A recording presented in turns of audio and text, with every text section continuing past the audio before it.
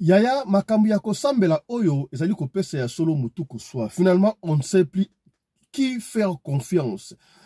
Bato baike bakokima na mokili bakei na église, soi-disant soko sali pembele ba pasteur na nguya na bango ekoki kokwea ata muke epai na yo pona obika. Nzoka nde soko okei na église okomona makambu ya mbilinga. Frère Patrice Alobanine, je cherchais le monde, je l'ai trouvé dans l'église, hein. Et l'église dans le monde, quelque chose comme ça. Et alikambuya somo, pas si peu mawa, l'isolo autorobete la osikabo, yaya. Pouvez-vous imaginer, pasteur allié, couple moko, jeune couple, oyo basalaka protocole. Mobali komo na ye Hugues, moi si komo na ye Ornella. Pasteur allié bango. Et yebana kindenge nini ke pasteur allié couple ya Hugues na Ornella. Ba koma ki ko bima ko ya culte chaque dimanche, ba fidèle, ba chrétien ba bandi ko mona bango, mais pasteur yemoko aso ko mona bango te. Timbula matala kotaki makambo oyo liso to kobete na yo na tongo wa lelo yango wana. Yaya pasi pe mawa. Ba mama mikolo na ville province ya Kinshasa. Basana marchandise te kasi basali koteka. Bangonde bakomi na base ya insécurité na ville province ya Kinshasa mobimba na Butu. Et puis baso koyoka sonite, baso koloba yango noir sur blanc. Ngai na teka kanangai. Ba désordre mingi, mobulu mingi, ba vol à mer mingi sa na Butu et ça grâce à ba Chelsea mamba sa na pokwa. Yemoko a témoigné yango a bangi kutute mama oyo alobi yango noir sur blanc to kolanda yango awa na émission ya lelo. Beaucoup de malfrats. Na wanga na musana ngate. Na ndumba na teka nzoto pona na famille ba soutenir ngate. Na teka nzoto. Aluka mbongo na ndoluka ngaba. Est-ce que muta soutenir yo pona ba soutenir yo? Il faut kaka okende koteka nzoto. Mama o azali koloba yango sans pudeur azoko banga te. Ba désordre de mingi sa na ville grâce oya bango. Passe to solo yango l'émission ya lelo. Toko solo yango awa na émission ya lelo. Ngo bazaba teki ya Butu ya pasi pe mawa. Botala neti mama oyo. Okondima te atekaka na Butu. Tunanga tekaka nini? Poyo kila ngai ndenge balobi na mikwa point show. Mama o bavanda na ndako te batu oyo. Omoni matonge mobimba oyo. Nous avons remarqué que maintenant tous les mamans au baluka mbongo na bongo na Butu bangonde baza na base ya insécurité na kacha quartier matonge ao. Mbongo baluka na ndenge nini moko? Mbongo baluka na ndenge nini? Na ebisa yo za mwana moke olira banda kopesa oko. On va en parler dans cette émission, mesdames et messieurs. Procès adjudant Sarah et Babi. Vidéo moge tambola qui sur la toile et pas wapi adjudant et Babi azali ko sala ba délure yena mobali na ye et pesi batu mutu ko swa to yebi yango mokolo ya samedi oyo ezali mokolo oyo adjudant et Babi alinga kibongo abala kasi lokola mibeko ya basoda epekisi soldat sala ka ba délure na teni ndengo wana ya ali ko pesa na ba bisuni ba mwana na mobali na ye. Il paraît, à quoi ceux qui paient 10 ans de prison, on a un ministère public qui a 10 ans de prison, soyez combien, on ne sait pas. Batou ba yiki ba yekoloba non, ba koki koyo kela ye mawa. Batou oyo kutu, ba sala makambu ya mabe ebele. Batou oyo kutu, ba bina mutakala, ba soda ba kata teni ba langwa, ba sala bango eloko. Mais pona nini kaka mwana mwasi oyo, alongole ba soda lokumu, na kobala. Bakatela yeso qui peut 10 ans de prison. La loi est dure, mais c'est la loi. Donc sole yango awa na émission ya lelo. Yaya nous allons faire un clin d'œil na procès Porsche Honorine. Nzoka nde tokanisa ki lokola mosala ya sécurité ezali presque mosala ya policier ya kobatela ba civil na ba bien na bango. Mais et comme ici ministère public à lobby, il faut pas condamner per sécurité qui voilà pas une sécurité atikaki poste naye aji ba client na Robank akena bango likolo atiki Honorine Porsche a opéré librement pour na bango et c'est là qui complicité ya Honorine na sécurité yoka ndenga ali koloba ngala za civil est-ce que na yebité sécurité azalaka civil ya solo to azali en fait na yebité sécurité oyo akimaki pour se sauver azali na raison to azali na tort to ko solo yango awa na émission ya lelo yewa na panique na biso nyonso to se diriger vers balcon boyo pe panikaki ça la nuit devant munduki ngai maboko mais yo za muta sécurité non sécurité mais naza civil naza munduki te mais boyo ko la armation monsieur hein devant munduki en tout cas na ko ko résister te naza civil munduki ya plastique nga na ebite ke zaki ya plastique to ndenu nga na moni eloko munduki bo na ebite nga na yekola ba jara ba munduki te okimi na kimi. Donc je me demande ce qui sécurité musa na ezalaka nini ya ko protéger asana munduki te soki sécurité bandi ko kima parce que musa ezaki ya ko protéger mais ye ya kimi asana raison oyo il faut ba condamner to il faut ba pesa ye chance mususu yango to kosole yango awa na émission ya lelo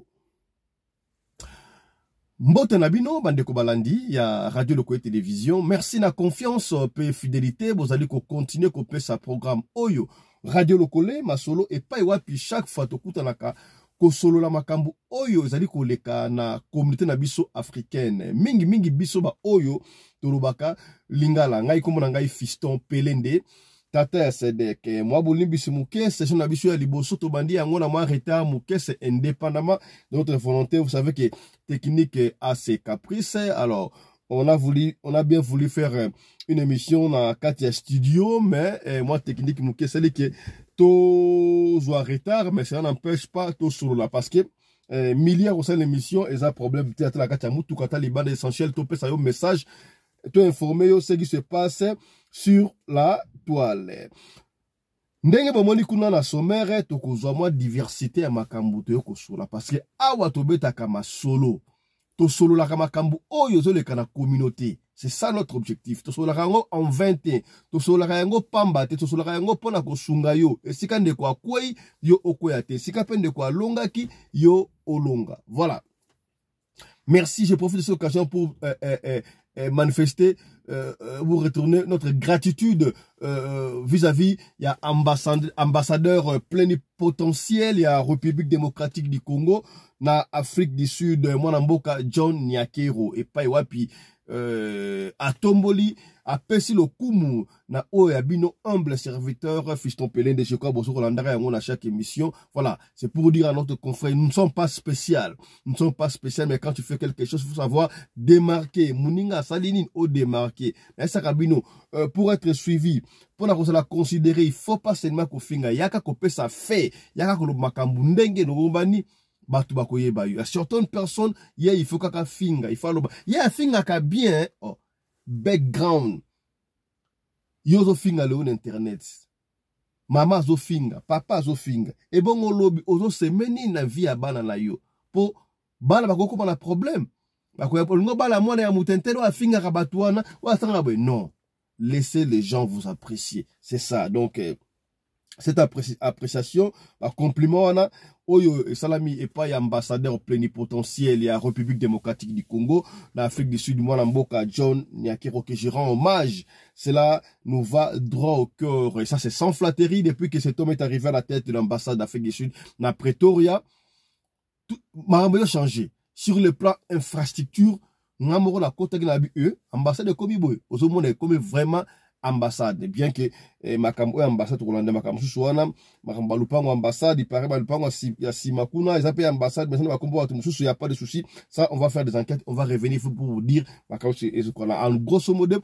Mais c'est John Nyakero qui est là, il est en train d'abattre un grand travail à la tête. Il représente valablement non seulement le président de la République mais aussi le peuple congolais en Afrique du Sud. Force à vous, honorable Excellence M. John Nyakiro, l'ambassadeur plénipotentiaire de la République démocratique du Congo en Afrique du Sud. Et voilà, j'ai profité de cette occasion pour saluer tous les diplomates de notre ambassade en Afrique du Sud. Vous abattez un travail excellent, fort. On vous encourage, nous sommes tous derrière vous. Pour nous soutenir Papa Fiston, il faut qu'on soutenir quand il y a des bonnes actions, il faut les dire tout haut. Pour côté Amalam, il faut qu'on le baka. C'est ça dans la vie. Voilà. Grand merci à vous tous ceux qui nous suivez à partir de là où vous êtes. Vous êtes très nombreux de nous suivre à partir de là où vous êtes. Vous êtes en Nairobi, vous êtes au Burundi, vous êtes à Kigali, il y a des Congolais à Kigali, vous êtes à Johannesburg, Cape Town, Witbank, à Suède, Paris, Genève, États-Unis, et pas à Michael George qui est allé en passant, na Kinshasa, vous allez ébélé, merci, na confiance, peu fidélité, vous allez copier ça, na programme Oyo. So kimbala liboso, otalabiso, to senga kanayo, o s'abonner. S'abonner à la chaîne Nabiso à ceux qui ont s'abonné, kobo sanata ceux qui mukete ko fina cloche à notification pour na orataka ba programme Nabiso T. Rappelez-vous que vous allez prendre la deuxième chaîne au to sengio au s'abonner pour la deuxième chaîne Nabiso. Kaka na YouTube obeti Afrique Masolo TV au comment la photo langé bimiwana au s'abonner pe na deuxième chaîne au yabiso et puis Olandi biso na TikTok. Na TikTok obeti Fiston Pelende au s'abonner pe kuna. Voilà. Ya to komanda liboso na histoire ya Ornella na Hugues Mbal na jeune couple Ornella isolo o na robete la yo esala mbongo na Nigeria. Ndapesi so pas fisto to ndako mingi na Nigeria beta lisolo oyo. Ah bandi ko Nigeria ba koti makambo oyo bali ko pesa masolo ba Congolais bazali partout so pe azanga ramboka te. Bandi ko loso ya Nigeria na Lagos mbote na bino lisolo na bino ekoti la toute première fois bandi ko Nigeria ba pesa lisolo. Bandi ko ya Pointe Nord bolali bandi ko Angola bolali bandi ko sasa bolali tala lisolo na Nigeria et ko ina radio lokole bino bolali bo pesa masolo te pesa masolo. Papa Fiston ngala longo église wana wande ka pesi so aboyi tutanga komona na longo église wana po ndoka pasteur azala kala misala mabe pasteur azali ndoki pasteur aliaka batu nabi pasteur aliaka batu ndenge nabi oui natana nabi batu ebele bazokufa na ba église yaya ozokanisa bale na famille nzoka bale na église nini yo il faut sambela kaya yoka lisolo oyo. Il y avait un jeune couple mobali kombo na ye Hugues mwasi kombo na ye Ornella basalaka na Nigeria. Ornella wana bango nyonso basa ba Nigérian te bazali ba ressortissant bazali ba Congolais ya Brazzaville mais bafanda kabongo na Nigeria. Bakuta na pe kaka na église wana. Oya église na ndenge na ye, o pa église na ye makamba ko samba to pekisite me ye baka ko sambela wapi. Bakenda ka église. Hugues asa protocole. Moi na pe Ornella azali pe protocole. Ba ye kokuta na ye pona kobala na esiki ya kokuta ezakala problème te bakuta ni bongo na église. Ba protocole bango mibale. Avant misa e banda, avant culte banda, moi si kutu Ornella a kendakana ko komba église donc baza engagé totalement. Mobali na ye Hugues a koma kiti na niveau moni bato oso pasteur alinga kota o akota ka simbeli Bible ake ko tiakuna asimbisa ki ya pasteur soka alinga te azui na livre ba téléphone asimbiso e pa ya Hugues. Jour ya mariage na bango ba non na église en tout cas de kontela ko bala batu ba sepeli fête munene salema na église pasteur a contribué ebele bandeko ba sala fête Ornella a bali na Hugues ba protocole ba bali na église oyebi yango na église soki bo bali si ezalaka kitoko mingi bakasi parce que bezana ba église mususu bango ba bala raté yo église na bino kuna ba bala raté babota kaka église oyo ebalisaka ezali église ya lokumu esika présence ya Nzambe ezali kasi babala kobala na wana ezalaka sincère tout ezalaka sincère te et ko sala après mariage ya Hugues na Ornella baboti mwana moko to kopesa kombe ya mwana te tangu mwana kokisi inane jour mususu Hugues auti musala azongi na ndaku alingara que des cultes. C'était un mercredi, culte ya pourquoi. Moutou passe suye a koki kutu kokende culte te. article nandaku mwasi kwa za protocole mwasi article papa mwana na maladi wana mwasi ake culte ayeko zonga tanga ayeko zonga kutu mbali moye telo mutu passe ya keba na ba mutu passe mususu incurable yo kaka mutu passe chaque fois ya ça normalité.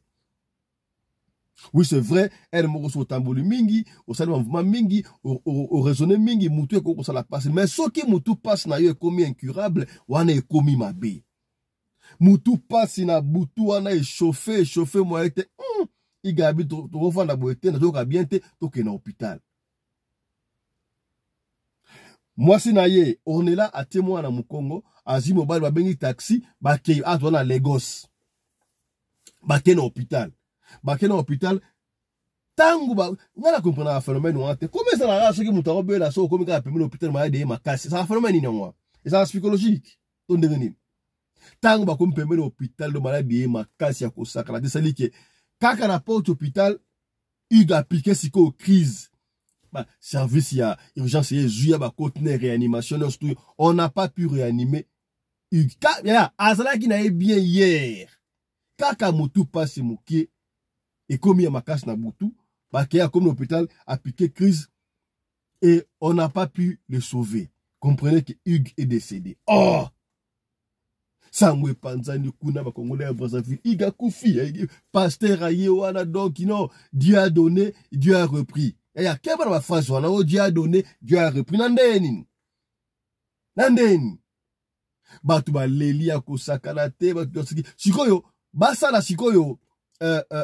VM mortuel l'église pasteur a boy basa la VM na église ils a VM mortuel non ba boy l'église pasteur après ça on va louer ça mususu ba kiko ça la VM mortuel bref ba kundi Hugues congolais ya Brazzaville au lieu correct na Brazza mais ba kundi na Nigeria na Lagos pour famille presque tout ba ça la rakuna ba kundi tangu ba kundi 3 jours après moi si na ye ornela azoko lota mobai na ye azoko ya azo bisaye mutu abomingai ezali pasteur moi ça do lota skora dengo ça rêve ya ne négligez pas ba rêve mususu la ka message bien sûr que ba rêve mususu peut la ba rêve démoniaque ba songe mabe ba wala kuba mabe mais mususu ça rappelle moi message donc il faut faire très attention na ba rêve mususu et ça na ba ndoto mususu la ta rappelle ndoto balaki si yo peut venir na yo ondimi yango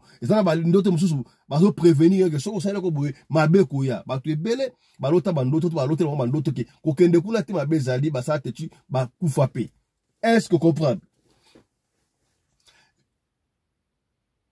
on est là sur le tambal na ye azo yebisa ke passer mtabo mingai kutu ndenge zali awa chaque kiltu wana donc ngana telemaka libanda ngamu tunabenga batu ya batu batondi na église wana plein ko sakata pesi ngana kombo église wana sona tangi comme église wana mais pasteur wana c'est un Nigérian ya l'église ebelo wana batondi wana ezalaka ba cérémonie to yambaka bosala na nzambe moko esaka biso nini yeta ngazalaka magicien ba pasteur ba na ko ya pa na ye abima kutuna bana ba pasa ya pasteur moko abima na mwasi na ye akenda na pasteur wana akenda na ye na cimetière pasteur wana abimana ebembe ya mwana mwasi fresh ba otu ko kunda baso yi wana témoignage wa isa na chaîne na biso kota kuno ko mona yango bakunda ntaba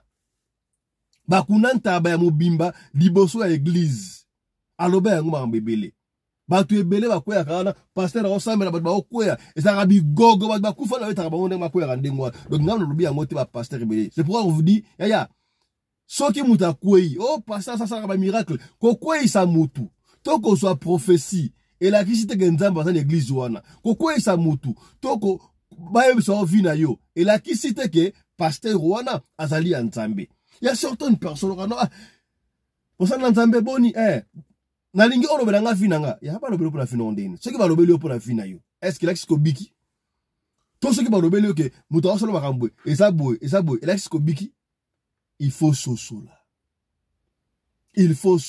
ya tu peux te délivrer toi-même makambo si échangeant boye ba rapport na loba chaque fois tu peux te délivrer toi-même à l'époque c'est là pona mutu bika il faut kaka OK n'est pas basala nzambe abike non banda rideau ya temple katana.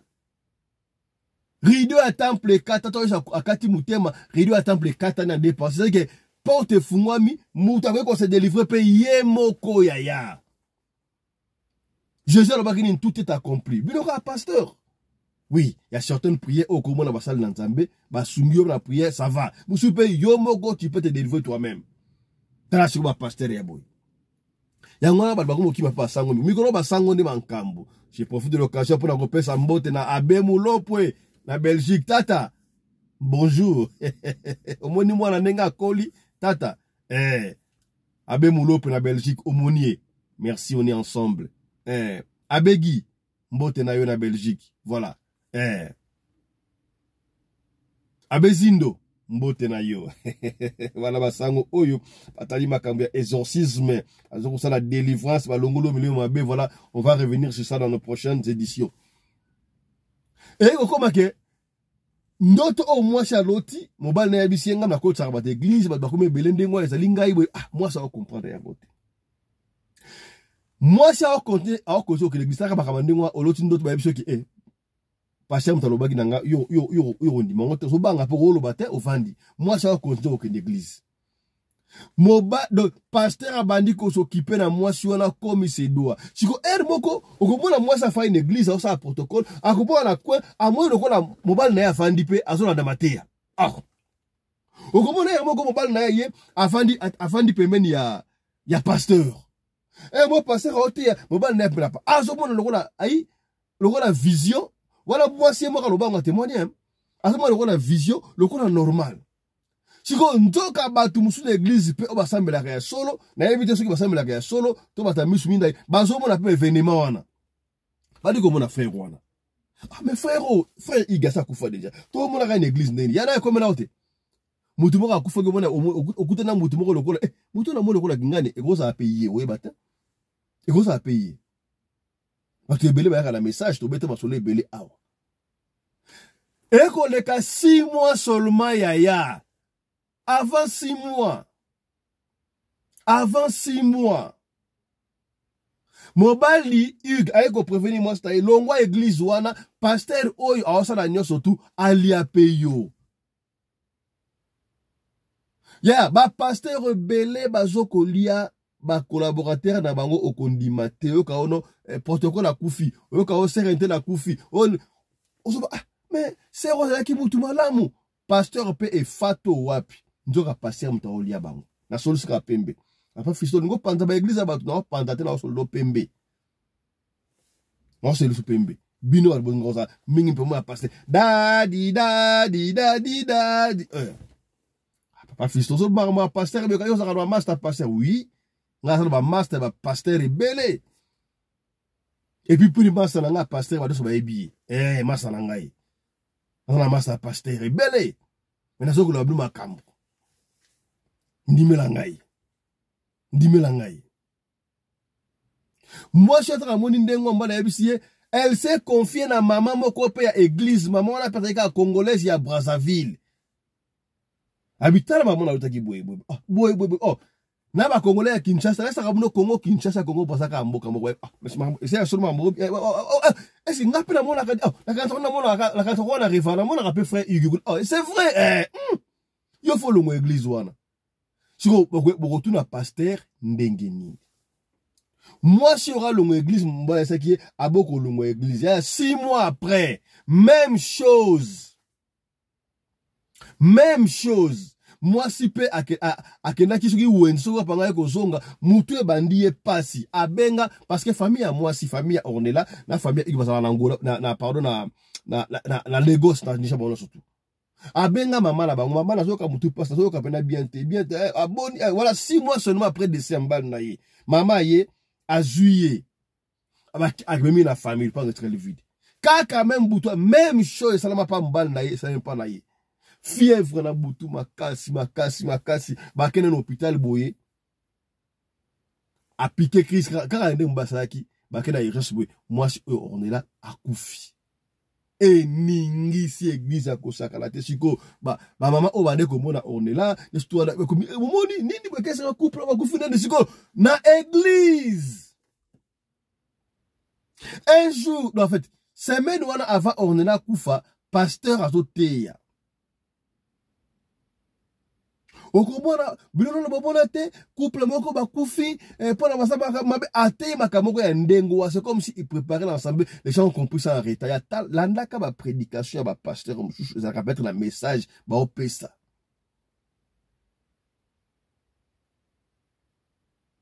Tant on est là koufi, et bandi ko révolutionner bato, ko révolter bato, bref, tant ba kundi on est là.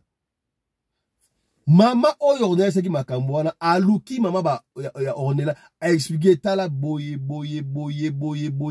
ornela ebisanga boye c'est vrai eh au retour na pasteur ndeni ça va tout à nan ya dimanche elandi wana bato ba monaka ba moni église na ebite to bengo bata misumine to bana nzambe fungula ngo miso ntepa chaque culte so ba ye pendant 2 ou 3 mois. Bazo mona ornela na mobali na ye Hugues batemi na porte bazo okotaka bato bokota église comme sous full on s'arrête ti libanda batina ba tante mususu full ce qui pasteur a ortea ozo mona service ya protocole bato a misu na ebite ba batami sumi neto bazo mona donc couple wana ornela na mobali na Hugues ya na pesi ba kombo tangi ba kombo ya pesi otanga muta pesi so to dévoiler muta pesi solote.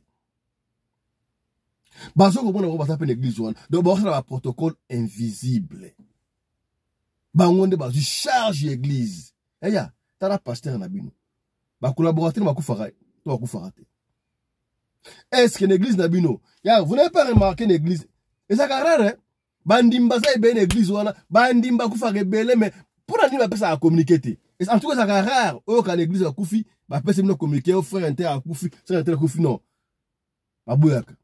So que l'église faire à koufi, c'est à koufi, on va plus communiquer, et ça, moi, bien église malam. Mais église, on va passer à ou bien si pasteur, c'est à la koufi, après si communiquer, bon, l'andelaï. Pasteur, on va voyer ba de cam. Ba pasteur, va zo kosili, ça va ndimina, bango kondimate. Ba bali comment on est là, l'ambal, na ye Hugues, l'église chaque culte ndengwana. Maman a dit non, c'est pas possible. D'après tout, nous sommes des Congolais. Tout est en Amboka, pas Nigeria, par contre, ça a l'abso boité. Mama wana benga na Pointe Noire, mama ya ornela. Akenda na Pointe Noire. Azonga pa na Congo Brazzaville, akenda na Pointe Noire, akenda kotalisa. Tangu mwana kufaki, tanga benga na Congo Brazzaville, abeti solo détail mo wagino kata mwana wana suki. Oya kokunda ni na ye awa. Mama akenda na suki. Ya mwana ornela na Congo Brazzaville na Pointe Noire. Basa original Pointe Noire. Bakunda yango kuna kasafu bakunda. Basala ba cérémonie. Batalisa bango wabi oui. C'est clair. Message au mobala wana ko pesa et soki on est là yo kaka alinga wa kufati. Pasteur wana sacrifier bango pour na bonne marche église. Pour na abende bangonde bakuno. Oh bon na kawana c'est vrai. Bangonde bakumo ba protocole invisible. Koko tsara ba l'église ko sala makamune surtout yaya. Ba pasteur ba odondo wana. Ba lié batu na ba église na bango. Tala histoire on est là na ugeti ya yo. Tangu bazongi na Nigeria. Bazongi na Nigeria. Bakende la pasteur na église. Dido chaque dimanche on est là zalaka wana mbal na ig. Siko c'est que un dimanche avant yinda presque la moitié à église bazo komona ornela po ba yebi bango ba protocole ba mona ornela na Hugues na église ba passer au terre bango ba fandi liboso wana bango ba fandi liboso mais tout le monde a ornela église ba tout nyonso ba mona bango presque la moitié église mais pasteur yemo ka zo mona te au moins nza basala makam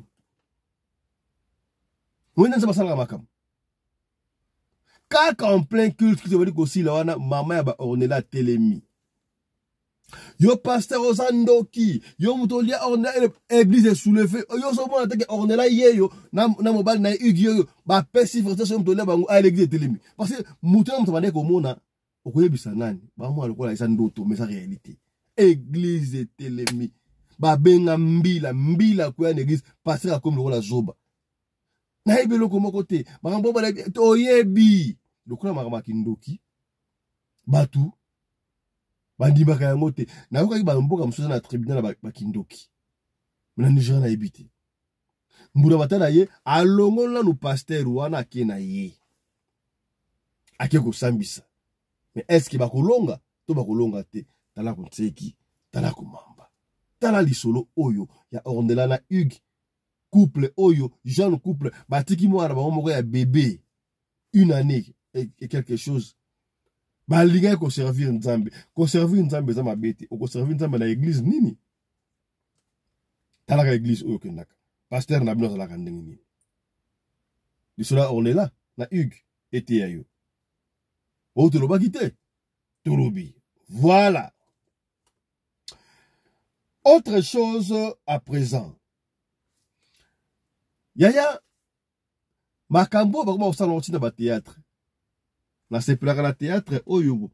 Ndeko nani sus. Ah, comment il s'appelle? O aliaka ba fufu wana Modero. Asala ba sketch kuna moi ça teme na nzela. O na ozoteka to sala marchandise ozoteka nini? Toyebi yango. Yaya epesi ngai pasi. Le là parce que bano ba imila ki Honorine Porsche moi si oyo asali makamba be a déshonorer ba maman na ki muyibi ba femme congolaise ata comme Allemagne bazaka congolaise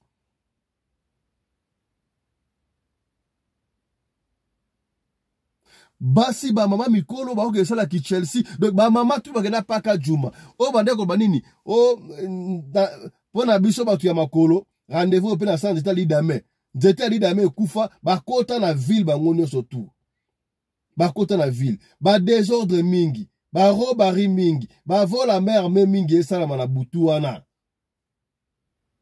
eza en complicité na ba Chelsea ba esala kaka ba jeune fille mais yaya epesi pasi na ba mama bakomi koteka pilipili na ville yaya epesi ngai pasi mbuna matara kwei akangi ba mama wana na ba jeune fille o bachaka désordre eloko ekamisi ngai mama ya surtout mama baso kondima ke bango basala na bango ki Chelsea bango bateka na bango pilipili mais teka pilipili no malembe teka pilipili malembe ko sala objet ya désordre te na ville ko sala objet ya teke soko moni mobile ya sala makatuku bien obengi ba bandi boya ba ko tsomuto na maboko non mbura matari akoyi na bango yokande bande ko expliquer somwe basoko banga pete basoko loba yango noir sur blanc ngai pesinga passe dans un reportage oyo kisasa suivez bango baza bateki ya butu yaya pasi pe mawa botala neti mama oyo okondima te atekaka na butu tunanga tekaka nini po yokela ngai ndenge balobi na mikwa point show mama o bavanda na ndako te bato oyo omoni matonge mobimba oyo. Nous avons remarqué que maintenant tous les mamans au Balukambongo na bongo na butu bangonde baza na base ya insécurité na kacha quartier Matonge ao. Mbongo balukana ndenge nini mokolo? Mbongo balukana ndenge nini? Na yebisa yo za mwana moke onina banda kopesa okur bato balukambongo na butu bana basi balukango na ndenge nini? Alors na musala na bango oyebi. Ne me fais pas parler des choses des insanités ici. Ndenge na zolo ba bato so bayebi bato baluka mbongo na butu. Et puis présence na bango sur le terrain, c'est ce qui pousse beaucoup de malfrats. Na wanga na musana ngate. Na ndumba na teka nzoto pona na famille ba soutenir ngate. Na teka nzoto. Aluka mbongo na ndoluka nga ba bandali ba wileri na ye aluka mbongo. Aluka mbongo na ndenge nini? Est-ce que mosala wa ki Chelsea di mosala malamu? Bato baike. Ya yo bando banda ki Chelsea yango osomba peloko moko te ozalaka ndengo wana o évoluera te. Mais beaucoup de ces insécurité. Soko sala ka mosala wana tika po mabe ekoki kokota. O te lobaki te tokoti tolobi yango. Voilà. Autre chose à présent. Yaya, tobeta lisolo ya adjudant Sarah et Babi. Blanche, n'est-ce pas? Oh, ba ebiete yeyo. Vidéo moko tambolaki sur la toile. Natela yo ango otala katang tozoloba. Vidéo o etamboli sur la toile. Et pas wapi. Moi la mwasi o azali militaire. Comme on a eu adjudant, atali adjudant, Sarah et Babi. Hier, Kobala, les 31 Oyo. Ça me dit Oyo, les 31 Oyo, il fallait faire le mariage religieux. À ça, il y a un mariage civil. À ça, déjà mariage coutumier. Si vous avez la studio photo. La studio photo, kuna, ba osa la ba délure. C'est la photo na oloba. Ba osa la ba ye. La studio photo kuna ba kendaki. Ba osa ba délure na ba kangi ba photo yena mobali na ye. Si vous avez une grande surprise, ba msu ba lobino a publié ba photo wana, ba msu ba lobino ba photo a publié te muta publié ba photo wana et ça li chef ya studio. Kasi lua moko ebimaki elobaki que ba militaire na ba soldat baza na droite ya ko sala ba selfie ko makambo na teni oya bango. Pourquoi loi ne bimaki? Loi ne bimaki, vous vous rappelez encore série Oyo ba soldat na biso na front. Et c'est là qu'ils sont récupérer mboka. Ba bina to beti bango, selfie kaka boye. Donc tala blo to sa ko lia, nyon c'est comment que na réseaux sociaux même canal l'état. C'est ainsi que mokonzi ya ba soldat de l'époque o ba uté ko kanga albaki atina ki telegram o lo ba ke soldat mon côté azana droit ya ko sala selfie ya ko loba makambu oyo to na teni asala ba selfie oyo ezolongo ba tena musala oya ye ba ko kanga ye telegram wana etikala tilelo. Alors dans même ordre d'idée tango soda oyo asali ba selfie et surtout ba ko pesa ka ba bise na mobile na ye na cadre ya bolingo mobile na ye ya solo mais le kola yata ki nzakomba yango epesi mabe kasi batu ebele bami lobeli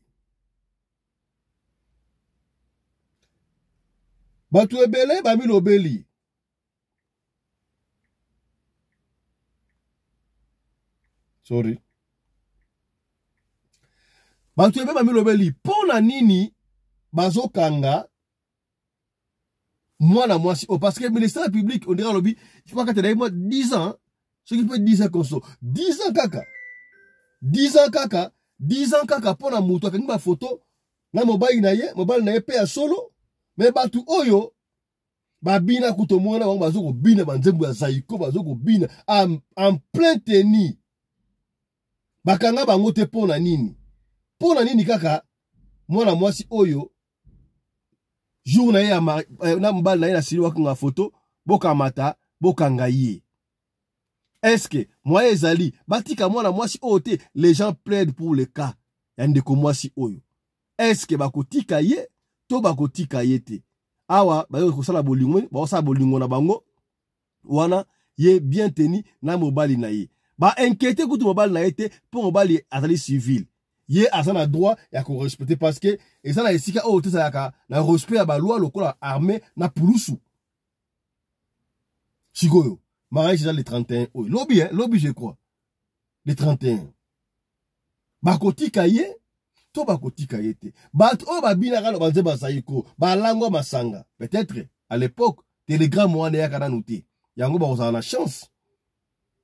Mais est-ce que babi oui c'est vrai d'une manière nandenga ki civil eza infraction boka babi wana te.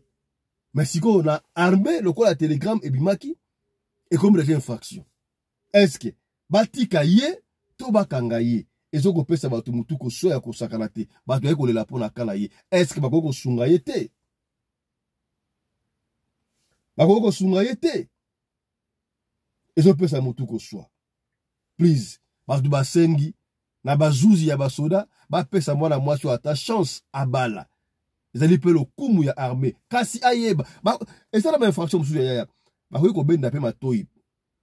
Malgré ces condamnés batali ça va ezali asalaki bosoto na ndenge ya mabete babandaki kosala ba délire pour la mariage oya bango et surtout mobile na ya solo et surtout d'après yabi ye muta publiaki yango te. Est-ce que bakoyokela ye mawa to ndenge nini tala kunteki tala kumamba kasi biso on a radio lokole to sengi ma faveur wana bakonzi batala kabiso sengi ba ko pesa e warning avertissement mbala sima soki ya zongeli mabe ekokota mais sikawa ba mekana ni kolimbisa ye po soki ndeko arate mariage na ye wana mabe ekokota bayiki bayeko lo bate mwana mwasi lo kwa sali kitoko mingi boye ezali kaka bakonzinde peut-être bakonzi moko alingaki ya boy yango wana bakomisele makambo on ne sait pas, on n'exclut rien. Mais voilà ministère public alobi kasi zuzi na katite to kozela soki ba okata ndenge nini to yeba mais soki ba limbi so warning abala ekozala malamu mingi. Voilà wazaki mwa 2-3 makambo oyo tenga to loba pona mwana mwasi oyo Sarah et Babi Blanche soki ba limbisi ye ekozala malamu mais biso zali ba zuzite soki zuzi amoni ki a condamné likambo te mettre la conséquence ba kambo souvent condamné. Voilà to soki wana kasi tokosi sa émission o te sa pour tato lo makambo oyo ya Honorine Porsche mwana mwasi oyo apesi soni na mama congolaise na koyiba ya bino ba ko kola ma bangala ko kola ma watali mwasi ya soni atali mwasi ya soni atali mwasi ya soni pour à déshonorer batu maloba na ezali ko changer yango ezali ki écouler akweya yemo ko aloba ke maroka atindaki ye yemo ko ya koloba ke akedaki na fondation Mama Denise et consort siko ndima nani ndima siko nini alobi ndima nani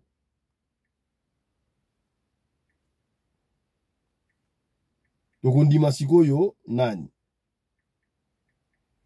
makambo alobaki ezalaki ba contradiction na ba contradiction batindaki ya boye asala opération kasi eloko oto telemini awa ezali makambo ya sécurité oyo babengisaki azalaki wana jour wana ekamusinga epesinga mutu koswa nzoka sécurité toyebiki batiaka ba sécurité pona ko protéger ba client na ba bien na bango ba sécurité ko basaka na munduki te mais ba policier bazaki wana ba sécurité na ebité musala bango za ko aider ba client kaka to ba taper ma sécurité tango Honorine akoti na munduki ya Kopal sécurité akimi amati likolo bakela balcon yena ba client mususu batiki opération topé Honorine a opéré librement pour le ministère public.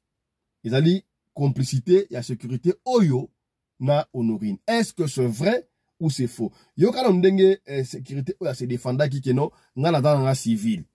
Ngana mandu kité. Muti ya mundu kino koyeba ndenge nini. Il faut la protéger moi sinanga na bana. Siko Musa ande sa kanini.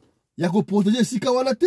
To ya ko idara batuka na ATM. Na comprendre ya ngote. Est-ce que maloba oh sécurité lobby oh. Asana raison, toi asana tort. Toi analyser ensemble. Suivez un peu. Na panique na bisonoso, to se diriger vers balcon. Boyo pe panikaki. Ça la nuit devant mundu ki ngai maboko. Mais si boyo za muta sécurité non. Sécurité mais naza civil naza mundu ki. Mais boyo ko la armation monsieur. Hein? Devant Munduki, en tout cas, n'a pas résister. Naza civil. Munduki a plastique. Ngana ebite ke zaki a plastique tonde ni ngana moni eloko Munduki bo. Na ebite ngana yekola ba jara ba Munduki te. Okimi. Na kimi pona mibatela. Rappelez Honorine ndenge zalaki. Alors, ngasuko tango na pesi mukongo na porte. Na zoko tsaba bordeo na zaki na maboko na caisse. Tango oki mungongo wana. Tango oki mungongo wana état que sécurité. Na baluki siko, na baluki pona tala côté mungongo zo. Nde na moni mwasi alati noir. Alati foulard, akangi foulard awa. Na akangi foulard na muno. Na muno. Ba mizipi ya mibongo. Alati loko na mutu, akangi foulard awa. Na se diriger mbala moko na ba client bisono so tomati na balcon. Nde kuna toke kanga makuna siko na balcon na ba client ya tikali na se. Botikeli ya opérer librement. Totikeli na se, ako mundu ki toko tikeli librement te yazana mwandu ki na ye. Biso tonga to sala face na mwandu ki ngal civil. Ministère public alobeki yo comme vous avez une association na ye. Okuka ka ko kima po ya opérer na sima boka bola na pokwa. Wana ministère public nda lobby mais oyo nga nazolo banzambe malikolo ayizoye ba ke oyo nazolo beza bosolo nakoza na association na bato moko te na eloko moko te na motu te parce que nazotala vie ya bana na ngai na mwasi na ngai. Mbala boni bosi bokutana na Honoré. Ata mbala moko te. Est-ce que sécurité oyo d'après bino aza na raison to aza na raison te? Tala kunseki, tala kumamba. Tikila biso commentaire oyo moni sur makambo oyo ya mwana mwasi. Bonjour à tous, je suis voilà. Tokozonga mamuke pona makambo oyo etali maman na biso adjudant Sarah. Batu bandi kosala ba vidéo ba ko plaider pona ka ya adjudant Sarah to yokana no maman oyo parce que la régiment envoyé une image oyo balek ba plaider pona ye to yokana no maman oyo pour accès comment envoyer Sarah et motozonga. Madame Mimi Bikela, autrement appelée adjudant Sarah. Je suis venu parler au sujet de Madame Sarah qui aujourd'hui est requis des 10 ans par le ministère public suite à une violation des consignes. Je voudrais rappeler une chose. Nous ne sommes plus à l'époque de l'armée coloniale où la femme était présentée comme étant femme célibataire. Même si elle est mariée, elle doit garder ça. Mais ce n'est plus le cas.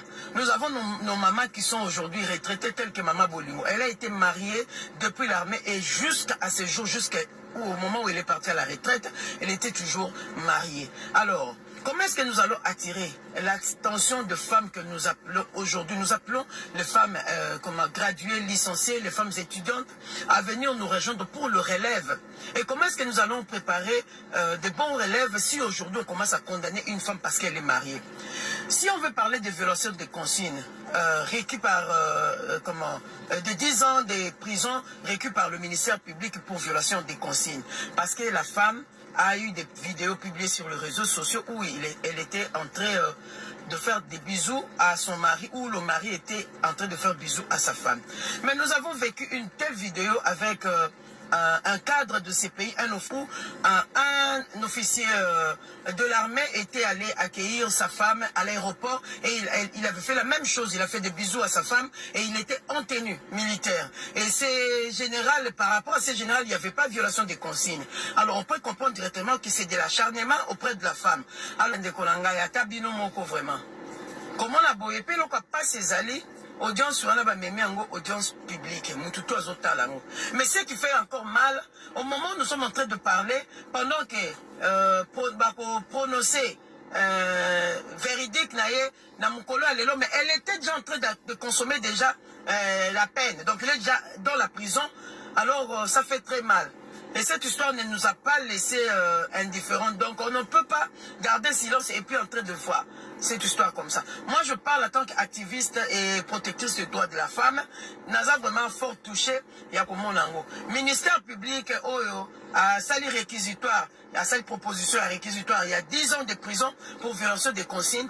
En tout cas s'il vous plaît, ce qui est violation des consignes, on les a sous. Peut-être qu'il y a d'autres infractions qui sont cachées derrière Obsuto Yébité. Mais ce que Zalita Kapon a bisou. Ne maman wana militaire adjudant Sarah à la prison. En tout cas, je vous dis clairement, c'est pour décourager les femmes à continuer à faire l'armée. Je sais que notre lutte avec les hommes était toujours de décourager les femmes. Mais maintenant là, moi je parle en tant que femme de l'uniforme qui a porté l'uniforme pendant 26 ans dans cette police ici. Moi ça m'a choqué de voir qu'une femme est allée faire la prison parce que après ça qui bisou, il y a plusieurs façons de punir cette dame-là.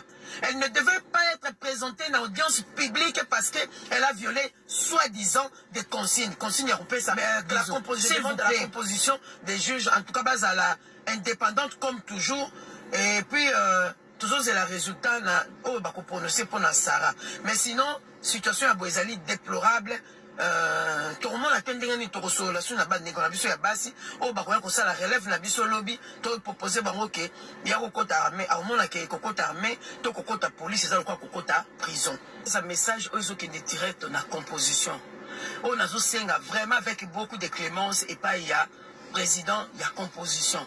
La carte à composition na moni basi pe boza na carte et je ne sais pas tout ça na mutandenge na ya komoni na makambo mais na sengi na composition président ya composition mon major Bossa est la sagesse d'abino parce que ils ont considéré bino ba juge le quoi sage. Bossa est la sagesse d'abino la kati ya likambo. Oui, naza mutu uniforme, naza mutu na yebi ke mibeko ezali mais mibeko ezala lolenge belé ya ko punir nango. Mais pour na cas ya Sarah, il y a 10 ans de prison requis pour ça pour présenter tenue na uniforme la bisou, la 5 sagesse na bino vraiment et ça là. Donc merci beaucoup et totikali kozela totala et à vous na ba commentaire boye bisama soki maman Sarah a mérité ko ça la boloko parce que apporta ki uniforme pour le retombola bendele ya mboka pe pona nga na lobi ezalaki une manière ya kolakisa que moi si militaire azali femme vulgaire te kakate azali femme libre kakate mais azali pe moi sur bakoki pe kozwa na libala. Merci beaucoup.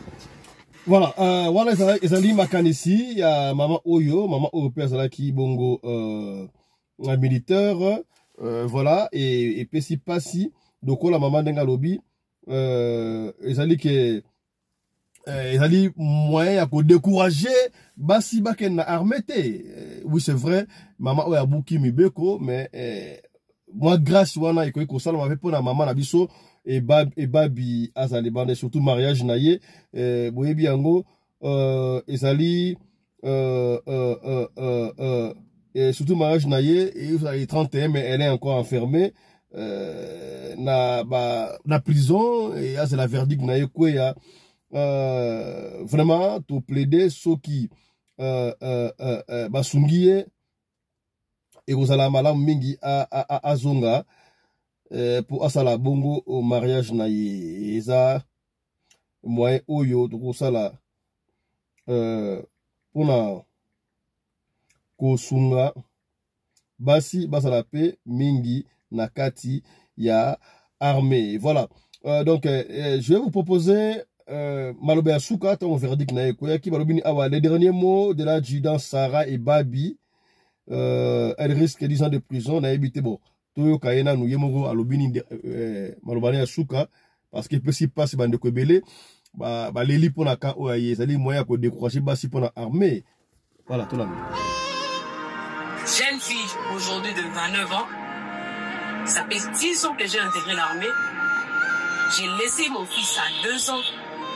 J'ai intégré l'armée, issu d'une très bonne famille, avec les valeurs morales. Aujourd'hui, ça fait 10 ans que je suis dans l'armée. J'ai servi l'armée, je sers l'armée avec amour, avec bonté et avec beaucoup de bonheur. Et je me présente devant vous pour dire mon mot de la fin. C'est bon. Le ministère public, devant la cour, devant le tribunal, et devant le média. Étant que un élément, c'est par décès, étant que fille, parce qu'il y a des pères, il y a des mères, là-dedans. Personnellement et consciemment, dans mes 10 ans de carrière, je n'ai jamais fait quelque chose pour souiller l'image des épargnes. Je n'ai jamais fait quelque chose pour porter la honte des épargnes. Dans mes 10 ans de carrière, aujourd'hui j'ai 29 ans. Dans mes 10 ans de carrière, je me suis départagée en tant que militaire, en tant que mère au foyer, et en tant que servante, parce que je suis venue tout seul. Aujourd'hui, je me vois devant la cour, devant le tribunal, je suis oui pour quelque chose qui ne vient justement pas de moi. Alors, mon mot de la fin. La justice est Dieu et la justice, Dieu est au-dessus. Là sur terre, c'est là. Donc c'est le tribunal qui est le bon mot. Alors, je demande à la cour, je demande au tribunal de rendre justice tel que cela doit être. Pas justement pour plaire, ou pas justement pour contenance. Et que la justice, le tribunal de Gombo, puisse voir la femme devant le tribunal qui a fait 10 ans service loyal et prête à affronter 2 grandes cérémonies liées à ma personne, qui fait aussi l'honneur de l'armée parce que la plupart des gens sont... En tout cas, je suis congolaise de naissance et d'origine. L'image de la femme de l'armée n'est pas caractéristique de moi. Je suis mariée, c'est une fierté pour l'armée. C'est plus de 400 personnes. C'est venu de partout sont ici présents pour assister à l'honneur d'une femme.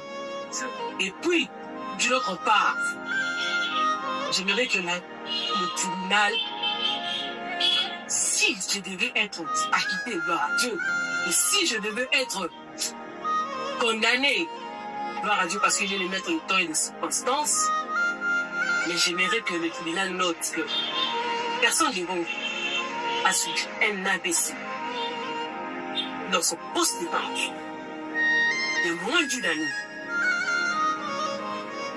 Que justice soit faite. Et j'aimerais aussi, en tout cas, m'atteler sur le point je ne sais pas, mon comportement ou quoi que ce soit. Je n'ai jamais fait l'objet d'une comité de dispute. Moi, devant aux autorités, je condamne à ce qu'on m'accuse jamais. J'ai fait 2 ans, bientôt 2 ans, à l'état-major de renseignement. Je n'ai jamais été devant, que ce soit mon chef du département ou que ce soit d'autres autorités de l'état-major Rance, pour être soit interpellé suite à mon comportement ou suite à un problème que ce soit. Jamais. Merci, monsieur. Le tribunal vous a acquitté moi. Merci. Voilà. Donc, si le tribunal peut acquitter les majors, l'Ajida, Ibabe, et vous avez exemple, mon aîné, j'ai envie de pleurer. Quand elle a dit, ouais, Robiwana, je crois, Tokiango, à ça, 10 ans, elle a intégré l'armée à l'âge de 19 ans. Et puis, Toebi, soldat Nabiso, donc, Abassi, Bazalaka, na image vraiment, Yamala Mouté, Bissou Balate, Meye, na kati armée, bon, on est quand même que, à Bali, c'est une façon, peut accouper ça honneur, na ba maman Nabiso, donc, na le bassin na mabete infraction na kaka pour appeler ça qui bisou filmer en na carte de lure. Elle a voulu peut-être montrer que même les femmes militaires la capé ça contrairement alors ceux qui zouzi ya ba soldat kosunga quitter tout sengi, oui c'est vrai à quoi une infraction, mais ceux qui quitter et qu'on peut ça quand même moi plaisir. Des messages continuent à pleuvoir ici, hein. Des messages continuent à pleuvoir, image, c'est-à-dire koya kakasio koya, pendant des konabiso adjudant et blanche, tu côté d'amener image en des comme sous le bas goloba, ceux qui vraiment pêcher parce que les gens sont venus de partout, ils peuvent d'abord assister à la mariage Johanna et non assister na première Oyo. Yaye à côté prison et si pas si à cause ça tout dans sous image Oyo à ce qui concerne major na biso suivez voilà oh Big Zaga Big Zaga le moimo tout dans la Big Zaga voilà tout moni ango tala une image Oyo t'as pas ya mindelo moni mundele pe wala on sa bisou n'est-ce pas moni mundele pe wala on sa bisou de toutes les façons na habité na mariage il y a à quoi ta tenue, n'est-ce pas? Et bon, tant que tu tu peux s'en bipoué. Tant que tu peux bipoué. À rolongo la tenue, tant que tu peux la tenue. Bon, qui maman policier a été pour le bar, mon condiment, basoda, un bac à moi dans l'aéroport, après ça, capé bipoué. Voilà, inquiété, était pas général. Il est pas à Adjida, on ne sait pas, tu as Big Zaga, qu'est-ce qu'il pense de la situation là? Big Zaga? Congo a tout boyugoloba, au Kate. Pour chaque jour, Congo événement à la actualité Zalara. Autorité à Congo na longoli chapeau. Sarah et Babi, Botika ya Vanda Kimia. Asali photo na teni, ya mapinga na biso ye moko pe mapinga to boite mais ça nango shooting normal na États-Unis quand nde bozomona awa ba soldat batambolaka na ba uniforme na bango na bana to basalela yango pe ba mariage to tika ba mentalité reculée notion oyo to sala kalo na Congo za biloko mindele ba yela biso mais bango moko mindele ba ki paralysus te o baza la stricte ne loro moko boye le monde évolue ba autorité ya Congo asali nini akangi photo na tenine ya musala na mobali na ye photo za la fière na musala na biso elle est fière na musala na ye akangi lengo photo shooting est-ce que ça délit ma bébé ezo salema na Congo vraiment eloko ya mutuya o bino bo moni botele melaka yango wana mboka na biso soki to lobby pourquoi zoloba soki pe to lobby te pourquoi zoloba te siko makamba boy. Voilà, wana ezali Big Zaga donc to plaider na bakondi soki bakosunga batika ndeko oyo asala mariage et kozala malamu mingi. Voilà, on va s'arrêter ici. Na yebite si faudra tozonga na makambo oyo ya Honorine Porsche et pas wapi ministère public alobaki makambo ya Honorine na chaka mo extrait ya ministère public ba Honorine et puis on va finir. Yoka ministère public ba alobaki zuma Honorine hein? Ministère public alobaki nini? Est-ce que c'est important ou bien on va revenir sur ça?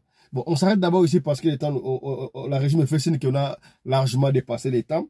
On s'arrête ici pour la première session. On se retrouve tout à l'heure là pour la deuxième session de biso ya mokole lelo. Yo muto la biso soko sana lisolo ya kopesa benga biso opesa lisolo soko bengi biso jibiso te komitu musamate tikela biso lisolo to kobeta yango kaka ndengo nito beta yango soko ntutanga kombo to kotanga kombo soki po boy totanga kombo te to kotanga kombo te biso fonctionnaka ndengo wana. Allez, portez-vous bien, santé de fer à tous. Chap chap et tchara à tout à l'heure hein.